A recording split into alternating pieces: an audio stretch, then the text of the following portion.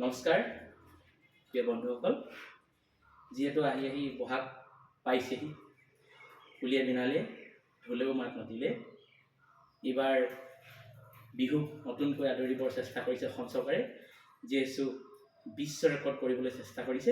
সেয়েহে তাৰ লগত সংগতি ৰাখি ময়ো বিহু বুলি এচাপৰ ঢোল আৰু এটি বিহু গীতেৰে বিহুক আদৰণি জনাব বিচাৰিছোঁ। আশা কৰোঁ সকলোৱে ভাল পাব।